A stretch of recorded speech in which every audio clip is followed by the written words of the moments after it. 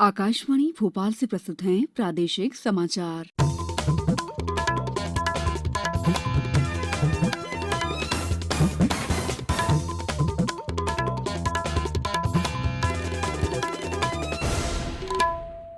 नमस्कार, समाचारों के साथ मैं दीपा सिंह। पहले मुख्य समाचार। वित्त मंत्री निर्मला सीतारमण ने कहा, सरकार देश के किसानों और कामगारों के विकास के लिए प्रतिबद्ध। प्रदेश में अध्यापक से शैक्षणिक संवर्ग में आए शिक्षकों को 5 किस्तों में मिलेगा 7वें वेतनमान का एरियर। सीबीएसई की 10वीं और 12वीं कक्षा के प्राइवेट छात्र अब 25 फरवरी तक भर सकेंगे ऑनलाइन परीक्षा फॉर्म। विश्व रेडियो दिवस आज, नहीं बंद होगा कोई भी आकाशवाणी केंद्र। और 3 दिवसीय मांडू उत्सव आज से, धरोहर और रोमांच से रूबरू होंगे पर्यटक। अब समाचार विस्तार से। वित्त मंत्री निर्मला सीतारमण ने कहा है कि केंद्र सरकार देश के किसानों और कामगारों के विकास के लिए प्रतिबद्ध है। राज्यसभा में बजट पर चर्चा का उत्तर देते हुए उन्होंने बजट को आत्मनिर्भर भारत की दिशा में एक महत्वपूर्ण कदम बताया। वित्त मंत्री ने कहा कि बजट के माध्यम से सरकार उन लोगों तक पहुंचेगी जिन्हें कोरोना महामारी के कारण सहायता की तत्काल आवश्यकता है। आगामी वित्त वर्ष के लिए किए जा रहे प्रावधानों से सरकार को सतत विकास ढांचा तैयार करने में मदद मिलेगी।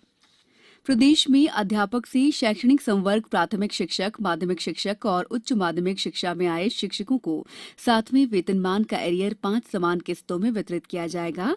इसमें पहली किस्त का भुगतान इसी वर्ष कर दिया जाएगा। इस संबंध में मध्य प्रदेश लोक शिक्षण संचालनालय ने कल आदेश जारी कर दिए हैं। स्कूल शिक्षा विभाग में कार्यरत 1,80,000 शिक्षक इससे लाभान्वित होंगे। कार्मिक, लोक शिकायत और पेंशन राज्य मंत्री डॉक्टर जितेंद्र सिंह ने कहा है कि पारिवारिक पेंशन में सुधार किया गया है। इसकी अधिकतम सीमा को 45,000 से बढ़ाकर 1.25 लाख रुपए प्रति माह कर दिया गया है। उन्होंने कहा है कि इस कदम से मृतक कर्मचारियों के परिवार के सदस्यों का जीवन व्यापन आसान होगा और उन्हें पर्याप्त वित्तीय सुरक्षा मिलेगी। 10वीं और 12वीं कक्षा के प्राइवेट छात्रों को बड़ी राहत देते हुए केंद्रीय माध्यमिक शिक्षा बोर्ड ने इन कक्षाओं की परीक्षा के लिए ऑनलाइन फॉर्म भरने की तिथि सीमा 25 फरवरी शाम 5 बजे तक बढ़ा दी है। सीबीएसई ने भी स्पष्ट किया है कि इसके बाद आवेदन की तिथि को आगे नहीं बढ़ाया जाएगा। समाचारों में वक्त है ब्रेक का। कोविड-19 से बचाव और सुरक्षित रहने के 3 उपाय। मास्क लगाएं, 2 गज दूरी है जरूरी, सुरक्षित दूरी रखें, हाथ और मुंह साफ रखें। ब्रेक के बाद समाचारों में आपका एक बार फिर स्वागत है। आज विश्व रेडियो दिवस है। विश्व रेडियो दिवस मनाने का उद्देश्य जनता और मीडिया को रेडियो के महत्व के बारे में जागरूक करना है। इस बार का विषय नया विश्व नया रेडियो है। रेडियो की लोकप्रियता और जन जन तक पहुंच को देखते हुए सन 2011 में यूनेस्को की महासभा के 36वें सत्र में 13 फरवरी को विश्व रेडियो दिवस घोषित किया गया। उधर सूचना और प्रसारण मंत्री प्रकाश जावड़ेकर ने कहा है कि देश में कोई भी आकाशवाणी केंद्र बंद नहीं होगा और न ही इसके स्तर को कम किया जाएगा। लोकसभा में कल श्री जावड़ेकर ने कहा है कि कोविड ने सभी क्षेत्रों को प्रभावित किया है। आकाशवाणी और एफएम रेडियो पर भी इसका निश्चित रूप से असर पड़ा है। उन्होंने भरोसा दिलाया कि महामारी के दौरान आकाशवाणी के जिन रेडियो कार्यक्रम प्रस्तुताओं को काम पर आने की अनुमति नहीं थी, उन्हें जल्द ही वापस बुलाया जाएगा। मांडू की ऐतिहासिक धरोहर और विशिष्ट स्थापत्य कला से पर्यटकों को रूबरू कराने के लिए खोजने में खो जाओ थीम पर 3 दिवसीय मांडू उत्सव आज से शुरू होने जा रहा है। उत्सव के दौरान विभिन्न संगीतमय प्रस्तुतियां, adventure sports, heritage walk, cycling जैसी गतिविधियां होंगी। प्रमुख सचिव पर्यटन एवं संस्कृति शिवशेखर शुक्ला ने बताया है कि मांडू उत्सव के दौरान सभी उम्र के पर्यटकों के लिए उनकी रुचि के अनुसार गतिविधियां आयोजित की जाएंगी। खाने के शौकीन लोगों को परंपरागत व्यंजनों के साथ स्थानीय व्यंजनों का तड़का देखने के लिए विशेष स्टॉल लगाए गए हैं। राज्य में अब तक 2,51,538 मरीज कोरोना को मात देकर अपने घर पहुंच चुके हैं। इनमें 218 मरीज कल स्वस्थ हुए। अब प्रदेश में कोरोना के सक्रिय प्रकरण 1,862 हैं।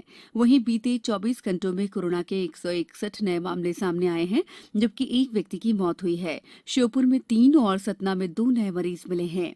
वहीं रायसेन में सक्रिय मामलों की संख्या 5 रह गई है।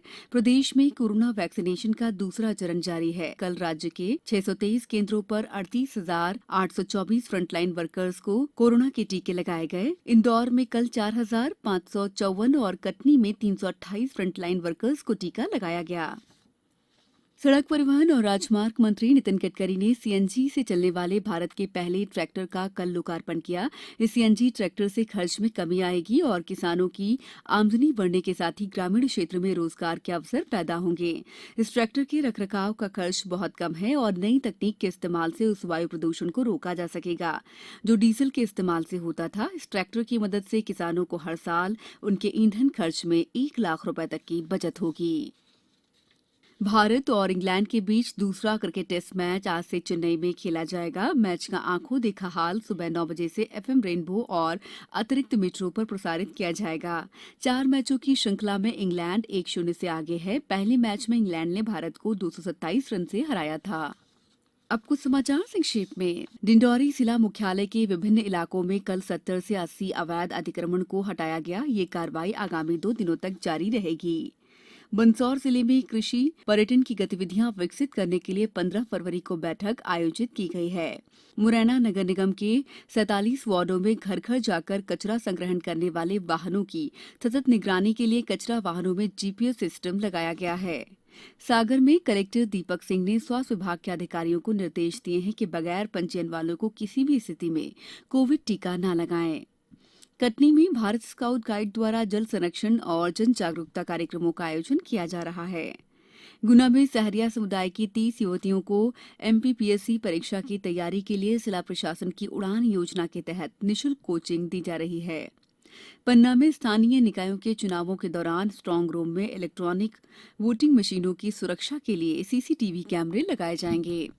उमरिया में कलेक्टर ने करकेली जनपद पंचायत की ग्राम पंचायत नया गांव में जन चौपाल लगाकर शासन की योजनाओं की जानकारी दी।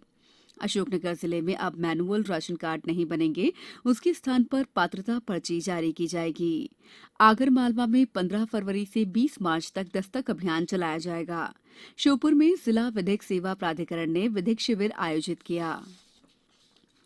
अंत में मुख्य समाचार एक बार फिर। वित्त मंत्री निर्मला सीतारमण ने कहा, सरकार देश के किसानों और कामगारों के विकास के लिए प्रतिबद्ध।